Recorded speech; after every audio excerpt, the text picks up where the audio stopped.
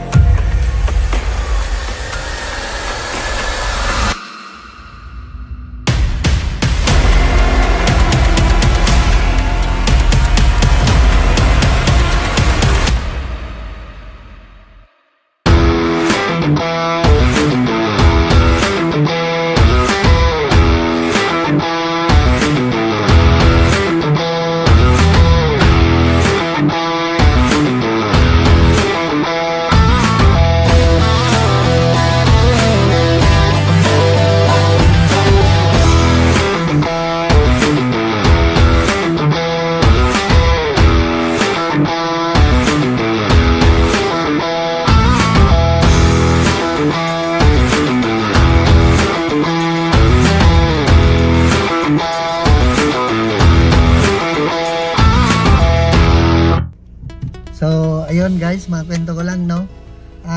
Actually, yung asawa ko talaga ang nakakita nitong Elites Empire, no? And nung una, sinabi niya sa akin na may nakita siyang opportunity, no? Hindi kaagad ako naniwala. Yun talaga yung totoo.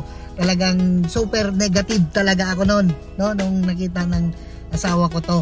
Pero grateful ako kasi matigas yung ulo ng asawa ko eh.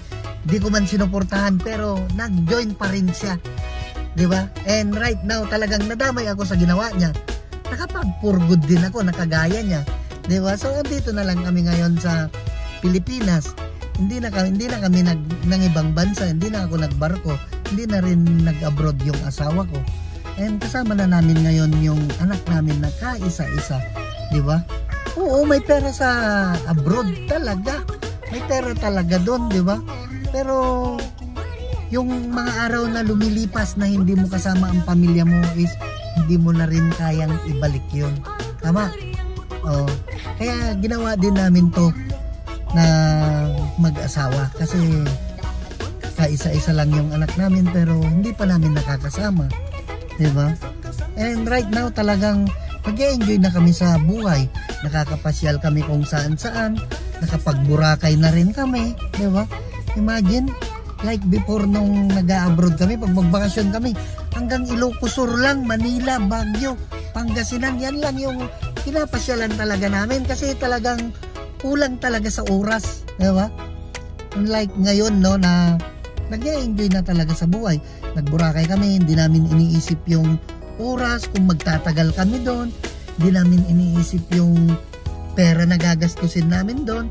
Kasi imagine, habang gumagastos kami sa Boracay guys, no? May pumapasok sa account namin. Yun yung masarap na feeling. Bakit? Kasi nasa law of leverage na tayo. Hindi na law of singleness. Diba? Yun yung masarap na feeling. And nung makwento ko lang din, no? Nung nagbabarko ako guys, ang cellphone ko, gulay lang. And right now, prutas na. Diba? Imagine, iPhone 13 Pro Max. Oh, di ba? Ang sarap sa feeling na nabibili mo lahat ng gusto mo. Akala ko dati, liabilities yung mga iPhone na yan eh. Di ba? Yung pala, asset ko na pala tong mga ganitong bagay na. Di ba? Unlike before yung pag-iisip ko, di ba? Binago talaga ni Elites Empire mindset ko. Di ba? The way ako mag-talk noon at ngayon, ibang-iba na talaga. Kaya nagpapasalamat ako sa founder ng Elites Empire, si Empress, di ba? Thank you so much, Empress, no?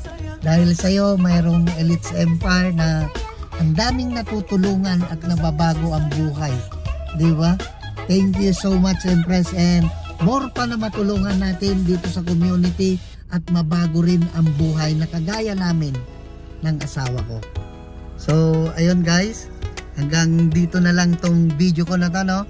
And thank you for watching. See you on my next vlog. Yeah!